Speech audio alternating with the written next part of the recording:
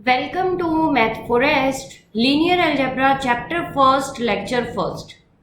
आज हम linear algebra start करने जा रहे हैं। लीनियर अलजेब्रा में जो बेसिक डेफिनेशंस है, जो बेसिक चैप्टर है, वो है फर्स्ट चैप्टर, जिसमें हम करते हैं वेक्टर स्पेसेस एंड सब स्पेसेस, जिसके बेस पे ये पूरा जो मैथ है आपका लीनियर अलजेब्रा, वो जो पूरा मैथ चलेगा वो वेक्टर स्पेसेस पे चलेगा एंड सब स्पेसेस। ये बिल्कुल वैसा ही है जैसा आपने ग्रुप्स एंड सब ग्रुप्स पढ़ रखा है, उसी तरीके से है, क्योंकि जो ग्रुप्स है वो भी क्या है, अलजेब्राइक स्ट्रक्चर्स है, और जो हमारे पास वेक्टर स्पेसेस है वो भी क्या है, अलजेब्राइक स्ट्रक्चर्स है।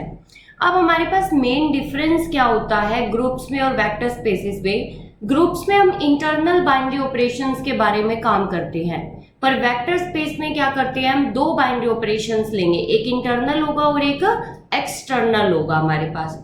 तो अभी अब आप सोचोगे कि दो तो हमने रिंग में भी किए थे, पर रिंग में भी जब दो बाइनरी ऑपरेशन लिए थे तो भी हमने इंटरनल ही ऑपरेशन लगाए थे। इंटरनल का मतलब होता है कि जो सेट लिया है उसी सेट पे हमने उसके बाइनरी ऑपरेशन लगा दिए।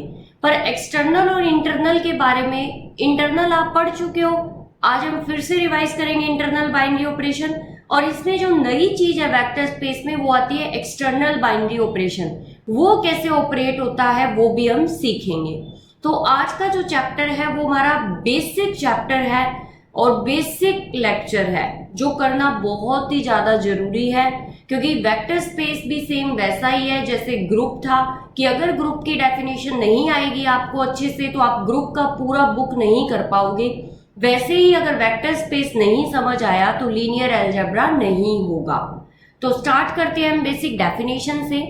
पहली डेफिनेशन है internal binary operation. Binary operation आपको बहुत अच्छे से किया हुआ है, आपने ग्रुप्स में किया था। इंटरनल बाइनरी ऑपरेशन क्या होता है, late V and F be are two non-empty set। सबसे पहले हमने नॉन एम्प्टी सेट लिए हैं, क्योंकि जो भी ऑपरेशंस लगेंगे वो नॉन एम्प्टी सेट पे ही लगेंगे, उसी के एलिमेंट्स पे लगेंगे। तो हमने क्या लिया, एक V ले लिया और एक F ले लिया। अब V और F आगे जाके आप पढ़ोगे कि इन्हें क्या बोलते होते हैं। तो इफ इन V, सबसे पहले हम V की बात करते हैं कि मैंने क्या किया, U स्टार V, स्टार मेरा कोई बाइनरी ऑपरेशन है, U स्टार V अगर V में जा रहा है और जो U और V है वो V के एलिमेंट है and U star V unique element है, तो हम क्या बोलेंगे कि binary operation star is an internal binary operation on V। मतलब कहने का मतलब साफ साफ ये है कि हमने V के ही एलिमेंट उठाई और V के एलिमेंट पे बाइनरी ऑपरेशन लगाया, और वो बाइनरी ऑपरेशन लगने के बाद वो एलिमेंट फिर से V में चले जाते हैं, तो उस बाइनरी ऑपरेशन को हम बोलेंगे इंटरनल बाइनरी ऑपरेशन। देखो बाइनरी ऑपरेशन की डेफिनेशन वही है कि दो एलिमेंट्स पे ऑपरेशन लगाने के बाद यूनिक एलिमेंट आना चाहिए और वो एलिमेंट उसी सेट का आना चाहिए। ये थी बाइनरी ऑपरेशन की कहानी। इंटरनल का मतलब कि जिस सेट से एलिमेंट लिए उसी सेट के एलिमेंट पे बाइनरी ऑपरेशन लगाए और वो फिर से उसी सेट में चले गए, तो हम उसे बोलेंगे internal binary operation on V। क्योंकि ये V के एलिमेंट्स पे लग रहा था इसलिए हमने इसे बोला V। अब बारी आती है एक्सटर्नल बाइनरी ऑपरेशन की। तो एक्सटर्नल के नाम से ही आपको पता चल रहा है कि कोई ना कोई चीज तो बाहर से आई है। अब वो चीज बाहर से क्या आई है वो हम देखना चाहते हैं।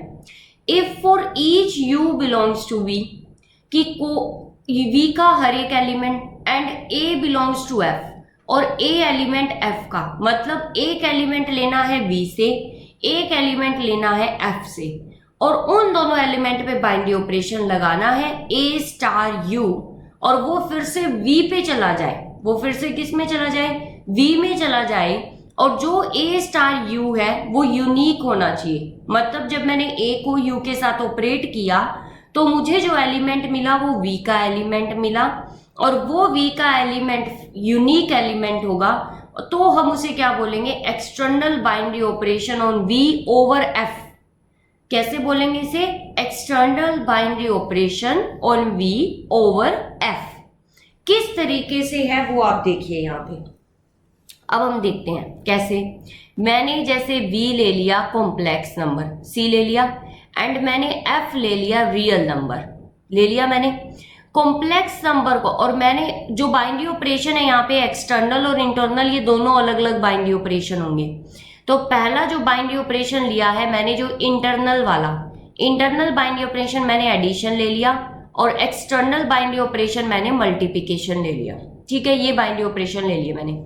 अब हमें पता है कि कॉम्प्लेक्स नंबर को कॉम्प्लेक्स नंबर के साथ ऐड करेंगे तो फिर से कॉम्प्लेक्स नंबर आएगा। तो इंटरनल बाइनरी ऑपरेशन तो सेटिस्फाई हो गया हमारा। एक्सटर्नल की बात देखते हैं। एक्सटर्नल में हमने क्या किया कि जो ए है, ए एलिमेंट कहाँ से आ रहे हैं, एफ से, मतलब ए है वो रियल नंबर्स है, और जो वी के एलिमेंट है वो कॉम्प्लेक्स नंबर है। जब मैं रियल नंबर को कॉम्प्लेक्स नंबर के साथ मल्टीप्लाई करती हूँ तो मुझे फिर से क्या मिलता है, एक कॉम्प्लेक्स नंबर मिलता है, क्योंकि रियल को जब कॉम्प्लेक्स के साथ मल्टीप्लाई करोगे तो कॉम्प्लेक्स मिलेगा और वो फिर से किस में चला जाएगा, वी में चला जाएगा। तो इस तरीके से ये बाइनरी ऑपरेशन होता है इंटरनल और एक्सटर्नल। वही हम एक काउंटर एग्जाम्पल देते हैं, उल्टा करके देखते हैं। उल्टा हमने ये क्या किया कि हमने v को ले लिया r एंड हमने f को ले लिया c। अब की बार जो एक्सटर्नल बाइनरी ऑपरेशन है वो सेटिस्फाई नहीं होगा, क्योंकि जब मैंने v के एलिमेंट को f के एलिमेंट के साथ मल्टीप्लाई किया, मतलब जब मैंने रियल को कॉम्प्लेक्स के साथ मल्टीप्लाई किया तो मुझे कॉम्प्लेक्स एलिमेंट मिला। तो जो मैंने a मल्टीप्लाई u किया वो f में चला गया, जो कि v में जाना चाहिए था। तो इसलिए इस तरीके से आपको चेक करना है कि एक्सटर्नल बाइनरी ऑपरेशन सेटिस्फाई हो रहा है क्या नहीं हो रहा, इंटरनल बाइनरी ऑपरेशन सेटिस्फाई हो रहा है कि नहीं हो रहा। इस तरीके से आपको बाइनरी ऑपरेशंस को चेक करना है। अभी आपको थोड़ा सा कॉम्प्लिकेटेड लग रहा है, पर जैसे धीरे धीरे आप आगे बढ़ोगे आपके लिए बहुत ईजी हो जाएगा ये। तो अब हम चलते हैं नेक्स्ट डेफिनेशंस पे। नेक्स्ट डेफिनेशन है वो है वेक्टर स्पेस की। वेक्टर स्पेस की जो डेफिनेशन है वो इन्हीं दो बाइनरी ऑपरेशन के बेस्ड पे है। तो इसलिए सबसे पहले हमने बाइनरी ऑपरेशन किया कि बाइनरी ऑपरेशन होता क्या है। अब हम डेफिनेशन पे आते हैं वेक्टर स्पेस की। तो let F be a field. अब जो हमने वी और एफ दो नॉन एम्प्टी सेट लिए थे, उसमें जो एफ जो नॉन एम्प्टी सेट था वो ऐसा वैसा नहीं था, वो क्या था, एक फील्ड था। मतलब फील्ड की प्रॉपर्टीज क्या होती है हमने पहले ही पढ़ी थी। फील्ड पे दो बाइनरी ऑपरेशंस होते हैं, उन दोनों बाइनरी ऑपरेशंस के रिस्पेक्ट में क्या बनना चाहिए, वो अबिलियन ग्रुप बनना चाहिए। सेकंड जो मल्टीप्लिकेशन था उसके रिस्पेक्ट में नॉन जीरो एलिमेंट्स का इनवर्स एग्जिस्ट, मतलब जीरो को हटा देंगे अब, तब वो अबिलियन ग्रुप बनना चाहिए। तो वो आपकी फील्ड की जो डेफिनेशन थी वो आपको रिवाइज कर लेनी है थोड़ी सी, क्योंकि कभी कभी ऐसे क्वेश्चंस आते हैं जिसमें ये पूछा जाता है कि v ओवर f बनेगा या नहीं बनेगा। तो f के लिए पहली कंडीशन ये है कि फील्ड होना चाहिए। तो अगर मान लो कभी कभी मुझे ऐसा दे दिया जाए, जैसे मुझे ये दे दिया गया कि c ओवर z बता दो कि c over z vector space है या नहीं, तो हम सीधा सा कहेंगे कि z फील्ड नहीं है। तो इसलिए आपको फील्ड की डेफिनेशन भी पता होनी चाहिए। तो अब हम आगे बढ़ते हैं।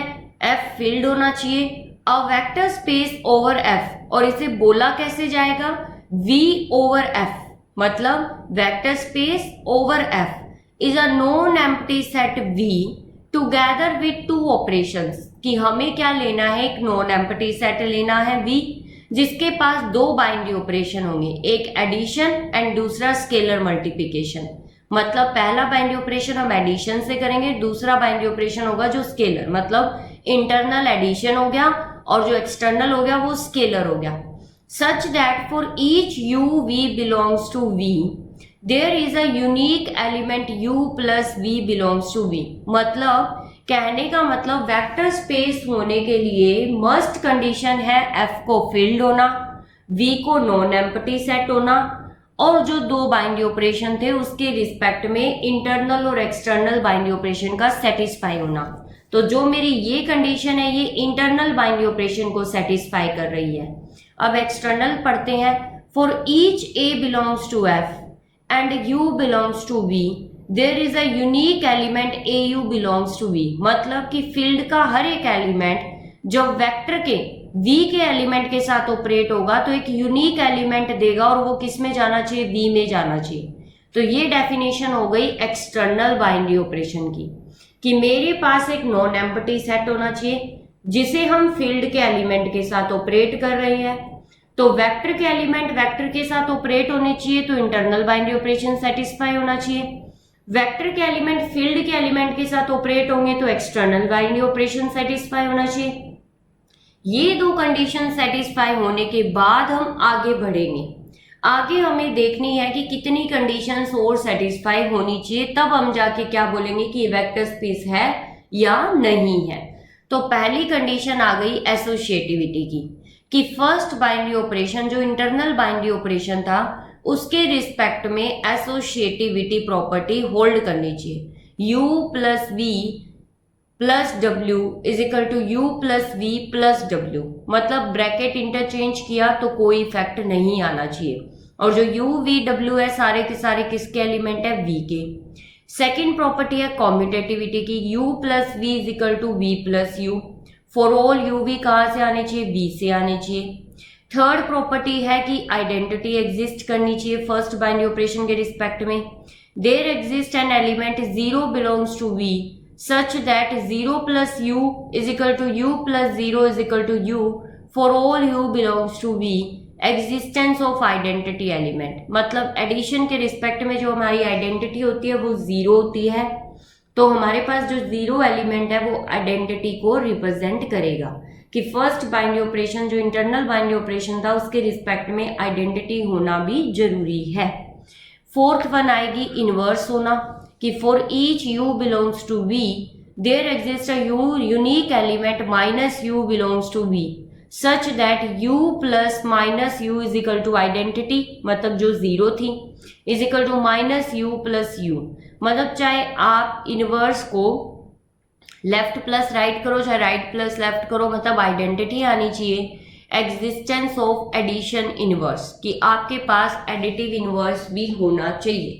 तो यहां से आपको क्या चीज पता चलती है, देखो आपका बाइनरी ऑपरेशन सेटिस्फाई हो गया, आपके पास एसोसिएटिविटी आ गई, कॉम्यूटेटिविटी आ गई, आइडेंटिटी आ गई, इनवर्स आ गया, मतलब फर्स्ट बाइनरी ऑपरेशन के रिस्पेक्ट में अबिलियन ग्रुप होना चाहिए कि जो मेरा इंटरनल बाइनरी ऑपरेशन था उसके रिस्पेक्ट में जो v है वो कैसा होना चाहिए, अबिलियन ग्रुप होना चाहिए। अब आप सोच रहे होगे कि कहाँ लीनियर अलजेब्रा में भी ग्रुप ने पीछा ही नहीं छोड़ा, तो जो ग्रुप था वो हमारी बेसिक मतलब जो बेसिक अलजेब्राइक स्ट्रक्चर था जो कि आगे आगे बढ़ता जाएगा, मतलब जब आप लीनियर अलजेब्रा कर रहे हो तो भी आपको ग्रुप की जरूरत पड़ी है। तो हमारे पास क्या है कि यहाँ पे सेकंड प्रॉपर्टी, अब आप समझ चुके हो कि फर्स्ट प्रॉपर्टी जो इंटरनल बाइनरी ऑपरेशन था उसके रिस्पेक्ट में हो गई, सेकंड जो पार्ट आएगा वो एक्सटर्नल बाइनरी ऑपरेशन के रिस्पेक्ट में आएगा, मतलब मल्टीप्लिकेशन के रिस्पेक्ट में। तो हम चेक करना चाहते हैं कि मल्टीप्लिकेशन के रिस्पेक्ट में कौन सी प्रॉपर्टीज और होल्ड करनी चाहिए, तब जाके हम बोलेंगे कि ये एक वेक्टर स्पेस है या नहीं है। तो पहली क्या होती है, a into U plus V, distributive है, ये आपने रिंग थ्योरी में किया था। ये कैसी है कि a एलिमेंट आएगा वो फील्ड से आएगा, u एंड v आएगा वो v से आएगा, तो a into U plus V distribute होना चाहिए over v, A U plus A B, for all A जो आएंगे वो फील्ड से हैं एंड जो यू वी है वो कहां से है, वेक्टर से है, वी से है। तो इसे हम बोलेंगे scalar multiplication is distributive over addition in V, क्योंकि जो एडिशन है वो किसके एलिमेंट्स का है, वी के एलिमेंट्स का है। तो जो स्केलर मल्टीप्लिकेशन है, जो ये मल्टीप्लिकेशन है इसे हम स्केलर मल्टीप्लिकेशन का नाम देंगे, और जो एडिशन है उसे वेक्टर एडिशन का। जो फील्ड है उसे हम फील्ड के जो एलिमेंट्स है उसे हम स्केलर बोलते हैं, और जो वी के एलिमेंट है उन्हें वेक्टर बोलेंगे, वो आगे जाके एक्सप्लेन होगा, अभी बस आपको धीरे धीरे याद होता जाएगा सब कुछ।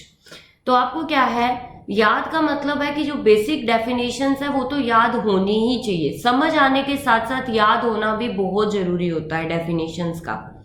नेक्स्ट है आपके पास, नेक्स्ट प्रॉपर्टी है a plus B into U is equal to A U plus B you.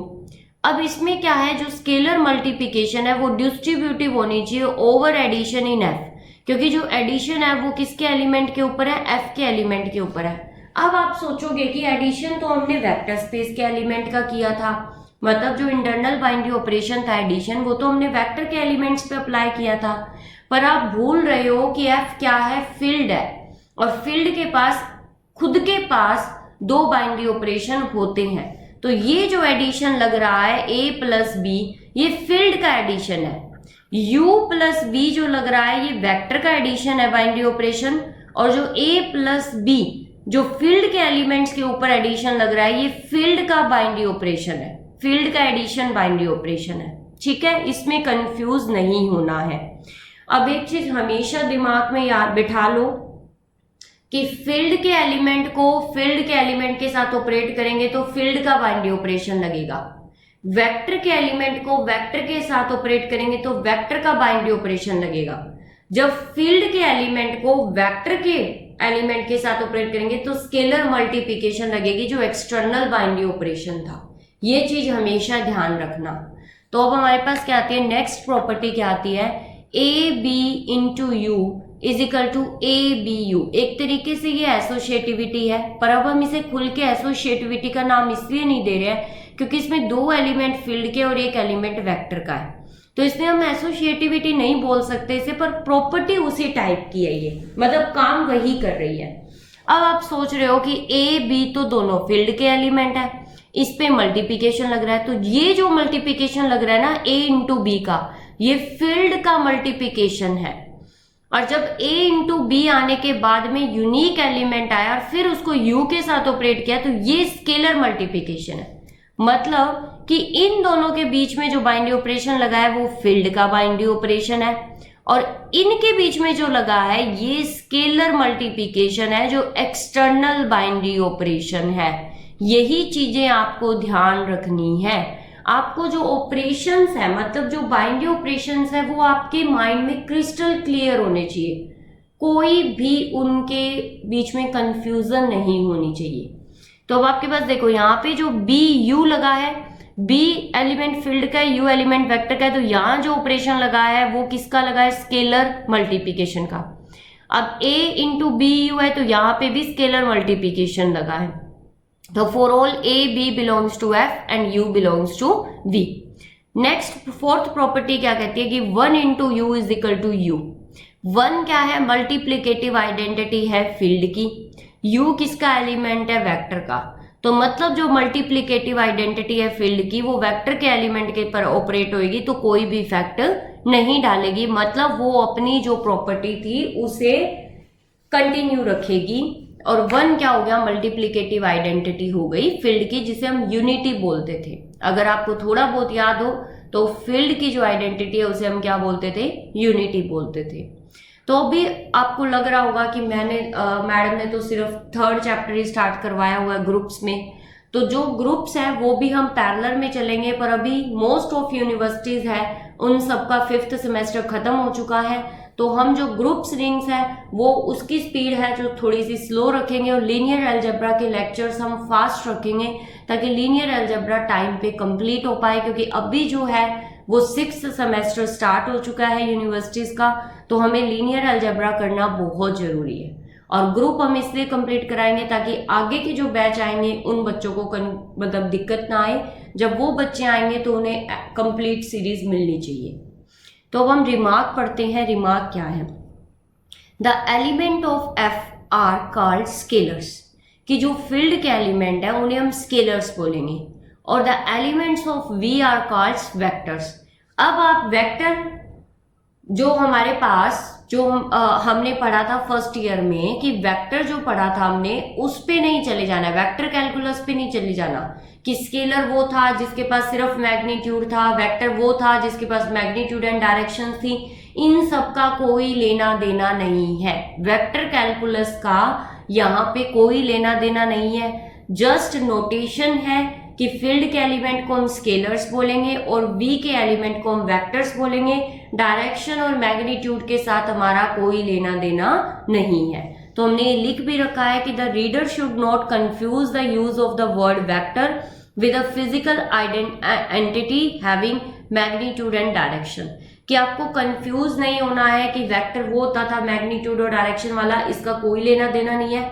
हम जस्ट एक नोटेशन है कि v के एलिमेंट्स को हम वेक्टर से डिनोट कर रहे हैं और फील्ड के एलिमेंट को हम स्केलर से डिनोट कर रहे हैं। अब नेक्स्ट हमारे पास क्या है कि the word vector is being used to describe any element of the vector space, कि वेक्टर स्पेस के एलिमेंट को हमने डिस्क्राइब करने के लिए वेक्टर वर्ड यूज किया है।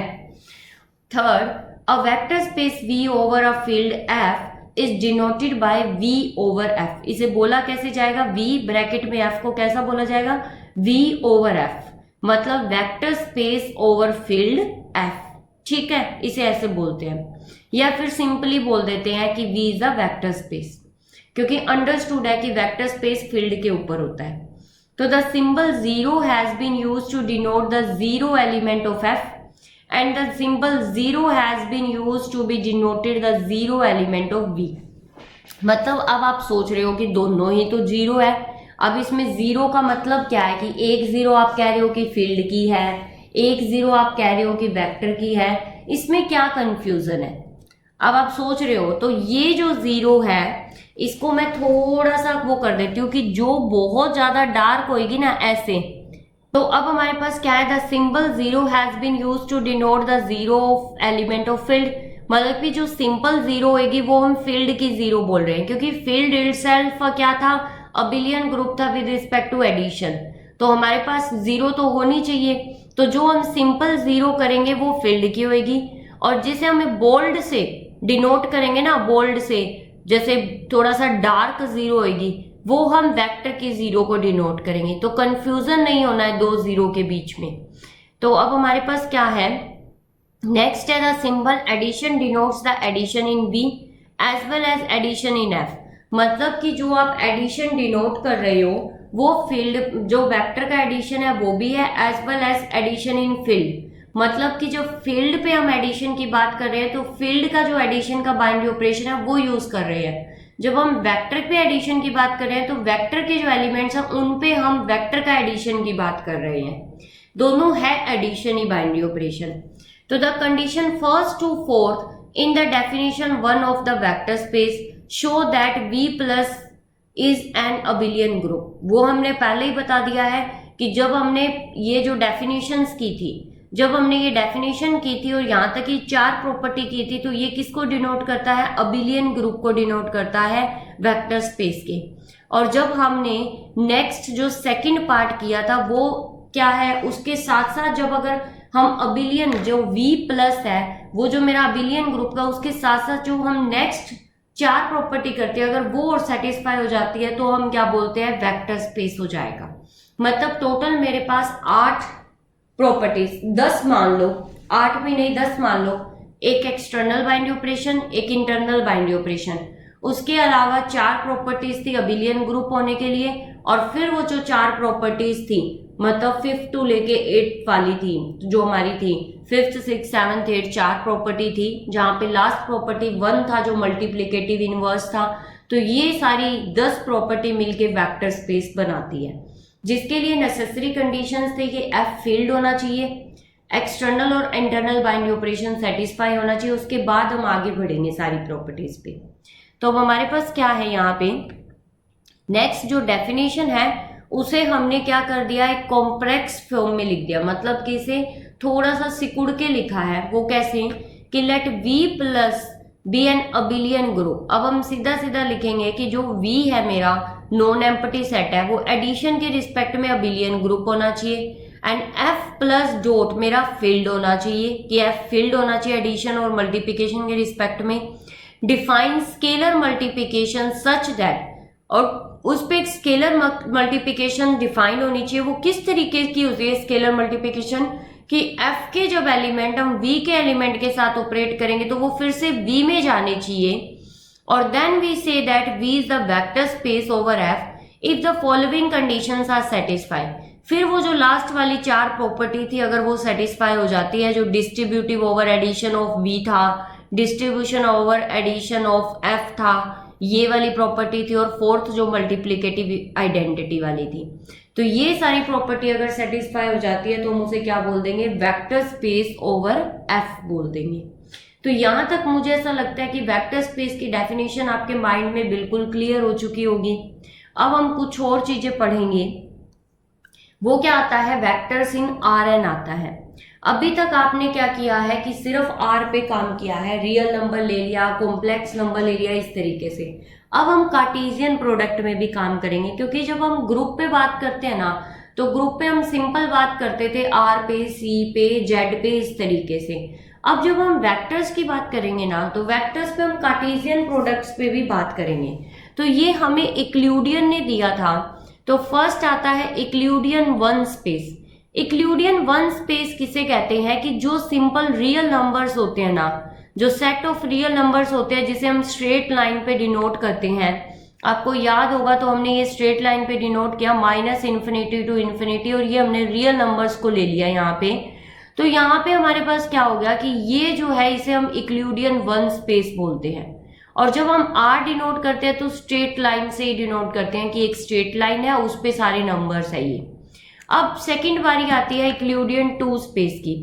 इक्लूडियन टू स्पेस को हम R2 से डिनोट करते हैं। डिनोट कैसे करते हैं? R2 से डिनोट करते हैं। इसका मतलब है R क्रॉस R, मतलब कार्टेशियन प्रोडक्ट है। इसके एलिमेंट्स कैसे होंगे? ए बी टाइप के होंगे, फिर ए बी आर से आ रहा है एंड बी भी कहां से आ रहा है? आर से आ रहा है। तो इसे इक्लूडियन टू स्पेस, ये सारे इक्लूडियन ने दिए थे तो इसलिए हम इन्हें इक्लूडियन टू स्पेस भी बोल देते हैं, R2 भी बोल देते हैं। तो we know that each ordered pair A B. और जब हम 2 की बात करते हैं तो हम प्लेन में बात करते हैं। जब हम 1 में बात करते हैं तो हम सीधा स्ट्रेट लाइन की बात करते हैं। जब हम ऑर्डर्ड पेयर 2 में बात करते हैं तो हम प्लेन में बात करते होते हैं। तो know that each ordered pair A B of real numbers is represented by a point in the plane. The set of all such ordered pairs of real numbers is called Euclidean two space and is denoted by R2, और जिसे हम R cross R से भी denote करते हैं। तो अब हमारे पास है, इस तरीके को हम बोल देंगे इक्लूडियन टू स्पेस। अब हम ये पढ़ क्यों रहे हैं? क्योंकि जब हम आगे वेक्टर स्पेस करेंगे तो हम R2 पे भी बात करेंगे, R3 पे भी, Rn तक पे भी जाएंगे। तो इसलिए ये पढ़ना बहुत जरूरी है। ये बेसिक डेफिनेशन है आपके लिए। सिमिलरली ऐसे ही R3 भी आता है, इक्लूडियन थ्री स्पेस भी आता है। तो the set of all 3 ordered pair A B C of real numbers is denoted bye R3। इसे हम R क्रॉस R से डिनोट करते हैं, जिसमें A भी R से आ रहा है, B भी R से आ रहा है, C भी R से आ रहा है। सिमिलरली ऐसे R4 भी होता है, R5 भी होता है, Rn स्पेस भी होता है। Rn स्पेस क्या हो गया? Set of all n tuples. इन्हें क्या बोला जाता है? टप्पल्स बोला जाता है। क्या बोला जाता है? इन्हें टप्पल्स बोला जाता है। तो n टप्पल्स का मतलब है, n टप्पल्स Rn है, जो n टप्पल्स का मतलब क्या है? A1, A2, A3 and An, इस तरीके से। तो हमारे पास क्या है? ये एलिमेंट कहाँ से आ रहे हैं? ये एलिमेंट आ रहे हैं R cross R cross R cross R से आ रहे हैं। ये R रियल नंबर्स है और कितने टाइम है? n टाइम्स है, क्योंकि n टाइम्स बात चल रही है यहाँ पे। तो also called as a real n vectors, इन्हें रियल n वेक्टर्स भी बोलते हैं। अब हमारे पास नेक्स्ट क्या आता है? नेक्स्ट एक नोट है जो क्या है कि a plane vector is an ordered pair A1 A2 of real numbers. The set of plane vector is denoted by V2 which is the cartesian product R cross R। We denote it as R2, जो कि हम पहले बता चुके हैं। We say that 2 plane vectors A1 A2, ये second है, ये इंपॉर्टेंट है। हम ये कहना चाह रहे हैं कि जो मेरे पास प्लेन वेक्टर है उसमें कोई 2 एलिमेंट है, 2 एलिमेंट। अब प्लेन वेक्टर्स के एलिमेंट कैसे हो गए? पॉइंट हो गए। एक ये पॉइंट हो गया, एक ये पॉइंट हो गया। अब मैं ये कह रही हूँ कि ये दोनों इक्वल है। ये दोनों तभी इक्वल होंगे जब ऑर्डिनेट एंड एब्सिसा आपस में इक्वल होंगे। मतलब A1 B1 के इक्वल होना चाहिए, पहला कोऑर्डिनेट पहले कोऑर्डिनेट के इक्वल होना चाहिए, दूसरा कोऑर्डिनेट दूसरे कोऑर्डिनेट के इक्वल होगा, तभी हम बोलेंगे कि ये दोनों एलिमेंट क्या है? सेम है। ये चीज आपको पहले से ही पता थी। अब हमारे पास क्या आती है कि इनमें हम एडिशन कैसे करते हैं, कि इन 2 एलिमेंट को हम ऐड कैसे करते होते हैं, क्योंकि आगे क्वेश्चंस आएंगे ना हमारे इस तरीके के। तो हम पहले ही इनके देख लेते हैं कि बाइनरी ऑपरेशन कैसे अप्लाई होता है। कि मैंने एक एलिमेंट को दूसरे एलिमेंट में ऐड किया, प्लेन के एलिमेंट थे तो A1 A2 plus B1 B2, तो पहला कोऑर्डिनेट पहले में होगा, दूसरा दूसरे में। A1 plus B1, A2 plus B2, position wise ये ऐड होते हैं। पोजीशंस मैटर करती है इनकी, तो हम पोजीशनली इन्हें ऐड करेंगे। Where A1 A2 and B1 B2 कहां से आ रहे हैं? R2 से आ रहे हैं। नेक्स्ट हमारे पास क्या है?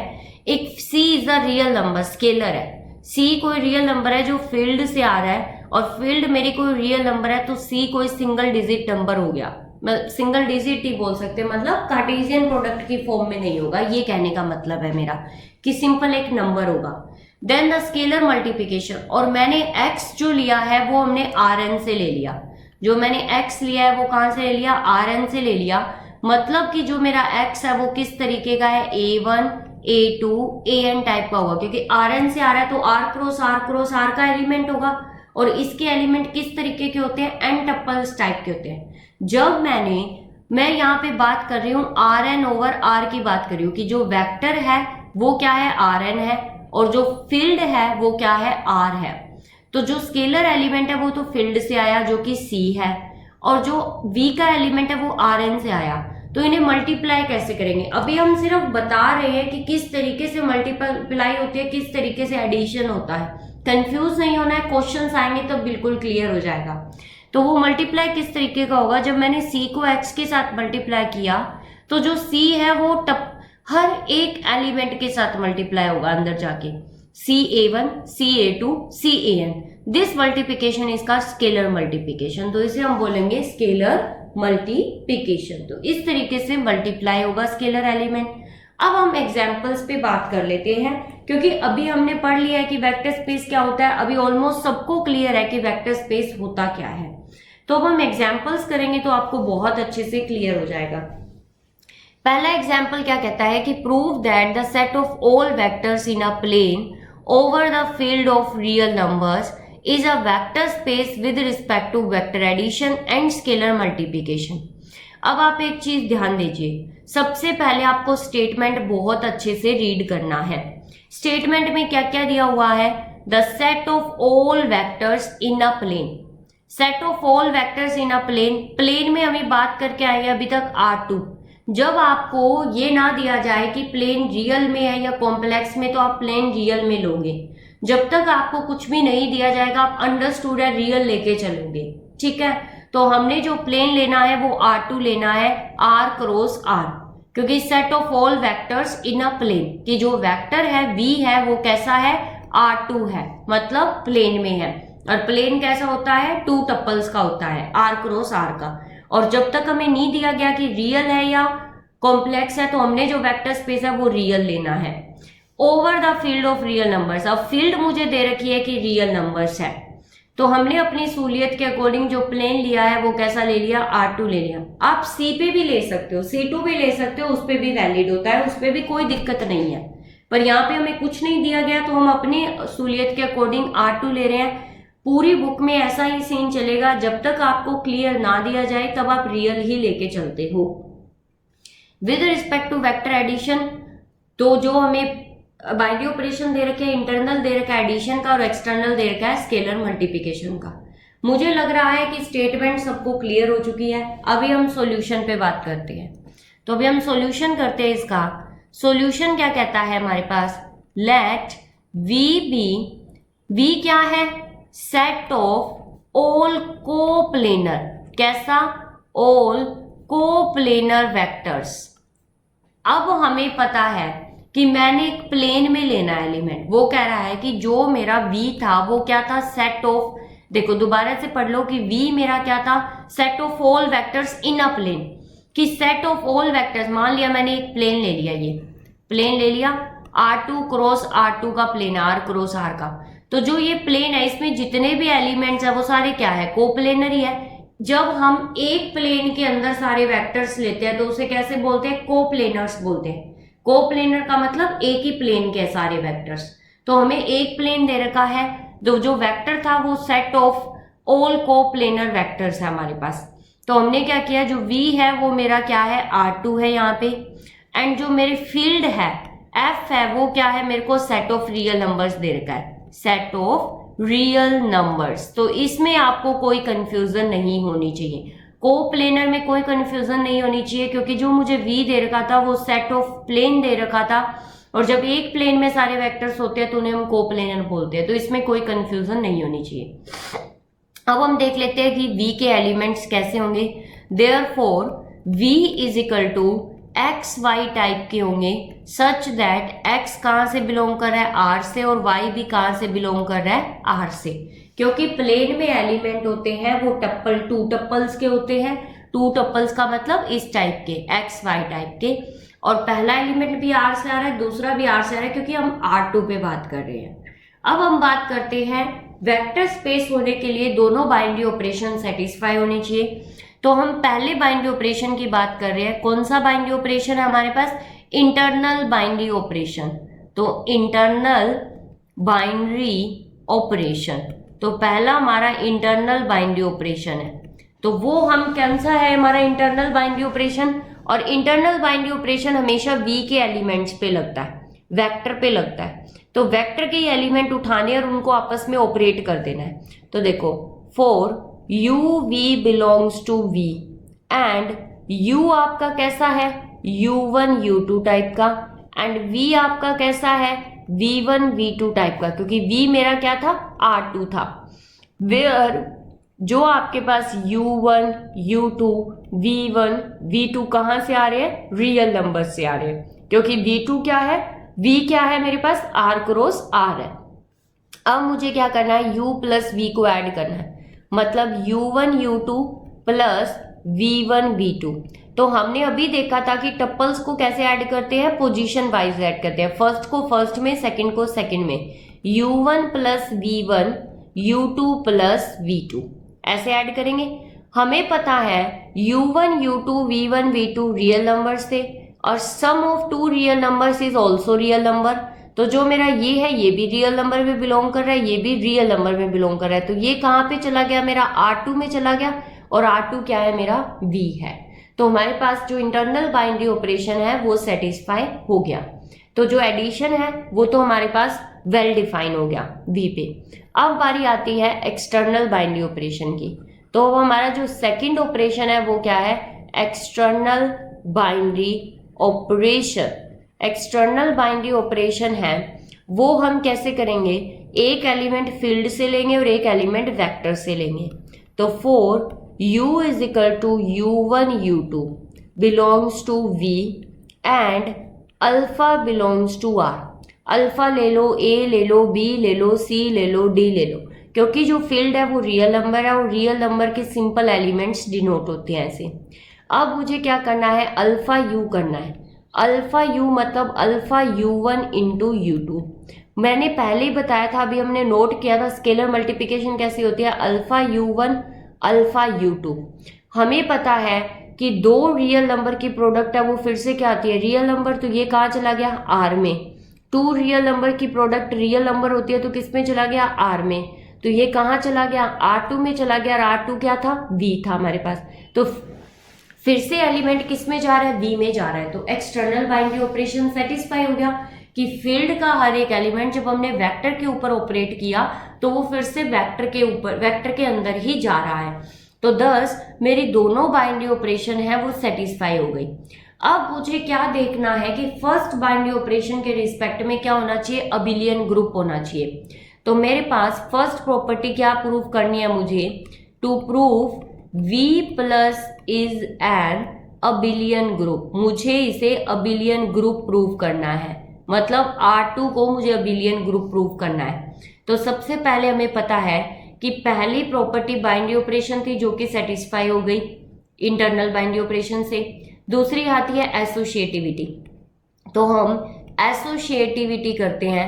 एसोसिएटिविटी में मुझे पता है कि जो मेरे पास UVW कहाँ से है? फॉर ऑल UVW कहाँ से आ रहे हैं? V से। मुझे पता है एडिशन ऑफ जो रियल नंबर्स होते हैं वो एसोसिएटिविटी को होल्ड करते होते हैं, क्योंकि ये सारे क्या है? UVW सारे रियल नंबर्स है, रियल नंबर एसोसिएटिविटी को होल्ड करते होते हैं। ब्रैकेट इंटरचेंज करने पे कोई भी फर्क नहीं डालते।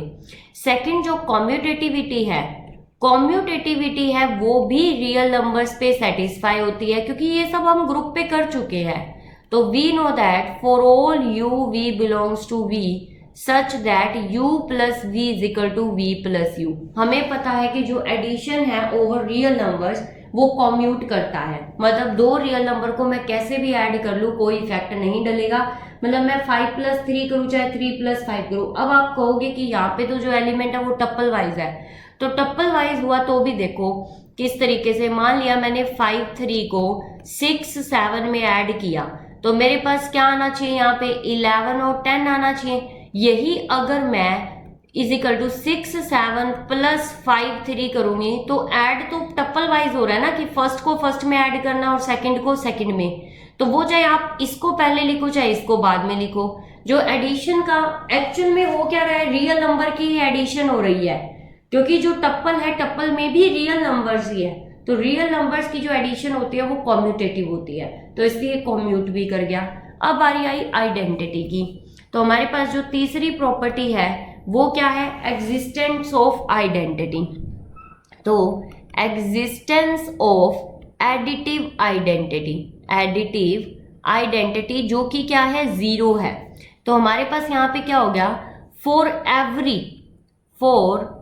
Every u belongs to v there exists a zero belongs to v। इसकी जीरो को हम बोल्ड में लिखेंगे, सच दैट u कैसा है, u is equal to u1 u2 type का है, और जो यहाँ पे जीरो है बोल्ड की वो भी कैसी है, 0 0, क्योंकि जो जीरो है वो वेक्टर स्पेस आ रही है, वेक्टर स्पेस कैसा है, R2 टाइप का है। तो जब मैंने u प्लस 0 किया तो मतलब u1 u2 प्लस 0 0 किया तो क्या आएगा, u1 प्लस 0 u2 प्लस 0, जो कि क्या आएगा, u1 और u2 आएगा हमारे पास। तो आप चाहे 0 प्लस u करो चाहे u प्लस 0 करो, दोनों किसके इक्वल आएंगे, u के इक्वल आएंगे, और तो 0 हमारी क्या हो गई, एडिटिव आइडेंटिटी हो गई। तो आइडेंटिटी भी हमारे पास एग्जिस्ट कर गई। अब बारी आती है इनवर्स की। तो फोर्थ हमारे पास क्या होता है, existence of additive inverse. Additive inverse कैसे एग्जिस्ट करेगा, अब हमें पता है कि जो रियल नंबर्स था ना वो एडिशन के रिस्पेक्ट में अबिलियन ग्रुप बनाता था, तो हर एक एलिमेंट का एडिटिव इनवर्स तो एग्जिस्ट करता ही था। तो जो आप u1 और u2 ले रहे हो ये क्या है, रियल नंबर्स ही तो है। हमारे पास यहाँ पे क्या हुआ, for every vector u belongs to v there exists a minus u belongs to v such that u minus u plus minus u minus u plus u is equal to क्या आएगा, 0। किस तरीके से, u क्या है, that is u क्या आपके पास u1 u2 है, ठीक है। अब माइनस u क्या हुआ मेरे पास, माइनस u1 माइनस u2 हुआ, क्योंकि अगर रियल नंबर u1 u2 है तो माइनस u क्या है, real number of minus u1 minus u2। हमें पता है हर रियल नंबर का नेगेटिव एग्जिस्ट करता होता है। अब मैंने क्या किया, यहाँ पे u प्लस माइनस u किया, तो मेरे पास क्या आया, u1 u2 plus minus u1 u2 आ गया, माइनस ऑफ u1 u2। अब ये क्या आ जाएगा, u1 minus u1 u2 minus u2, तो ये क्या आ गया, 0 0, जो कि क्या है, एडिटिव 0 है। तो ये आप निकाल भी सकते हो, एडिटिव इनवर्स निकाल भी सकते हो। किस तरीके से निकाल सकते हो, वही सेम, लेट अस सपोज कर लो कि आपके पास एक u एलिमेंट है, उसके रिस्पेक्ट में आपके पास कोई इनवर्स एग्जिस्ट कर रहा है। अब मैं दूसरा तरीका बता रही हूँ, ऑल्टरनेट तरीका क्या है कि मैंने लेट कर लिया u is equal to u1 और u2, देयर एग्जिस्ट कोई इनवर्स है, उस इनवर्स का नाम मैंने v दे दिया, जो कि क्या है, v1 और v2, जो v में बिलोंग कर रहा है। मैं ये कह रही हूँ कि u का इनवर्स v है और v का इनवर्स u है, एडिटिव इनवर्स। तो u plus v plus u is equal to मेरे पास क्या आना चाहिए, 0 आना चाहिए। अब 0 आना चाहिए तो यहाँ पे मेरे पास क्या आ जाएगा, इसका मतलब क्या है, u plus v is equal to 0। इसका मतलब क्या है, u is equal to minus v, मतलब u क्या है, माइनस v है, v क्या है, माइनस u है, एक दूसरे के नेगेशन है, बाकी वैल्यू क्या है, सेम है। तो इस तरीके से आप निकाल भी सकते हो। तो यहां तक तो आपने क्या प्रूव कर दिया, आपने ये प्रूव कर दिया दस v is an abelian group, कि v आपका क्या है, v आपका क्या है, अबिलियन ग्रुप है विद रिस्पेक्ट टू एडिशन। किसके रिस्पेक्ट में, एडिशन के रिस्पेक्ट में। फिर आपके पास जो सेकंड हाफ प्रॉपर्टीज रह जाती है वो रह जाती है स्केलर मल्टीप्लिकेशन के रिस्पेक्ट में। तो हम जो सेकंड पार्ट कर रहे हैं प्रॉपर्टीज का वो क्या है, प्रॉपर्टीज किसकी है, प्रॉपर्टीज ऑफ स्केलर मल्टीप्लिकेशन। कि हम स्केलर मल्टीप्लिकेशन की प्रॉपर्टी करना चाहते हैं इन V। अब हमारे पास क्या है, V ओवर F भी बोल सकते हो आप, क्योंकि अब हम F और V दोनों के एलिमेंट लेंगे। तो पहला क्या है हमारे पास, for u v belongs to V and A belongs to R, क्योंकि फील्ड हमारा क्या था, R था। तो we have, हमारे पास क्या होगा यहाँ पे, A u plus V is equal to A u plus A V, क्योंकि u और v भी किसके एलिमेंट थे, रियल नंबर्स के थे। a भी क्या है, रियल नंबर्स है। रियल नंबर्स खुद के ऊपर डिस्ट्रीब्यूटिव होता है, क्योंकि हम पहले ही पढ़ चुके हैं कि रियल नंबर्स को रियल नंबर्स के साथ मल्टीप्लाई करोगे तो वो डिस्ट्रीब्यूट हो जाता है ओवर एडिशन।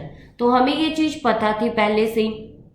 अब हमारे पास क्या, अगर आपको नहीं पता है तो आप ऐसे कर सकते हो, a u क्या है आपके पास, u1 u2 प्लस में v क्या है, v1 v2, ठीक है। अब आपने क्या किया, a u1 plus v1 and यहाँ पे आपके पास दूसरा क्या आ गया नंबर, u2 प्लस में v2, ये आपके पास एलिमेंट आ गया। अब हमने पढ़ा हुआ है कि स्केलर एलिमेंट कैसे डिस्ट्रीब्यूट होता है, over distribute. a u1 plus v1 into आपके पास क्या आ जाएगा यहाँ पे, a दोनों के ऊपर जाएगा a u2 प्लस में v2। अब आपके पास क्या है, ये अंदर चला जाएगा a u1 प्लस में a v1, और यहाँ पे क्या आया, a u2 प्लस में a v2 आ गया आपके पास। अब आप इसे अलग अलग कर सकते हो, अलग अलग क्या कर सकते हो, डिस्ट्रीब्यूट कर सकते हो। तो अब आपके पास क्या हो जाएगा, u और v पे चला जाएगा ये। तो कैसे आ जाएगा, u1 u2 को अलग ले लेना, v1 और v2 को अलग ले लेना, आपके पास सिंपल तरीके से हो गया। तो अब आपके पास क्या हो गया, नेक्स्ट तरीका सिंपल सा है कि चाहे तो आप इस तरीके से सॉल्व करो, चाहे आप सिंपल लिख दो। इसलिए हम ब्रॉड नहीं कर रहे हैं क्योंकि हमें पता है कि u v a सारे एलिमेंट किसके, रियल नंबर्स के, और रियल नंबर डिस्ट्रीब्यूटिव होता है ओवर एडिशन। तो अब हमारे पास सेकंड प्रॉपर्टी क्या आती है, सेकंड प्रॉपर्टी क्या कहती है कि for u belongs to V and AB belongs to R such that a plus b dot u is equal to आपके पास क्या आ जाएगा, a u प्लस में b u। हमें पता है डिस्ट्रीब्यूटिव है, क्यों, a प्लस b तो सिंपल एलिमेंट है, u1 u2 आ गया आपके पास। अब आप क्या करोगे, a b into u1 a b into क्या आ गया, u2 आ गया। ये क्या आपके पास, a u1 प्लस में b u1 a u2 plus में b u2। अब आप क्या करोगे, इसे अलग अलग कर सकते हो, a u1 a u2 plus में b u1 b u2 कर सकते हो। a कॉमन आ गया, u1 u2 प्लस में b कॉमन आ गया, u1 u2। ये क्या हो गया आपके पास, a u प्लस में b u। यही तो आपको क्या करना था, प्रूव करना था। सिंपल जैसे पिछला किया है वही सेम तरीका ये है आपके पास। तो यहाँ पे सेकंड प्रॉपर्टी भी होल्ड कर गई। अब थर्ड प्रॉपर्टी आपके पास क्या आती है, थर्ड आती है for u belongs to V and AB belongs to R such that AB dot u is equal to ABU। तो ये हमारे पास सिंपल सा तरीका है कि सेम तीनों ही एलिमेंट किसके, रियल नंबर के, और रियल नंबर के ऊपर एसोसिएटिविटी होल्ड करती है मल्टीप्लिकेशन की। तो इसमें ज्यादा सोचने की बात नहीं है। फोर्थ देखो, for u belongs to V and 1 belongs to R, क्योंकि मल्टीप्लिकेटिव आइडेंटिटी क्या है, R की 1 है, such that 1 dot u is equal to u, ये हम सबको पता है। तो यहां से हमें क्या क्लियर हो गया कि जो मेरा the set of coplanar vectors, कौन सा, कोप्लेनर वेक्टर्स सेटिस्फाई, क्या हो गया, satisfy all the properties of vector addition and scalar multiplication। तो स्केलर मल्टीप्लिकेशन और वेक्टर एडिशन पे होल्ड कर गया। तो हम ये बोल सकते हैं कि V क्या आ गया, मेरा वेक्टर स्पेस आ गया। तो हम बोलते हैं V ओवर R मेरा क्या हो गया, वेक्टर स्पेस हो गया। For notes, queries and PDF file of this video, join our Telegram channel, link in the description. Don't forget to like, share and subscribe the channel.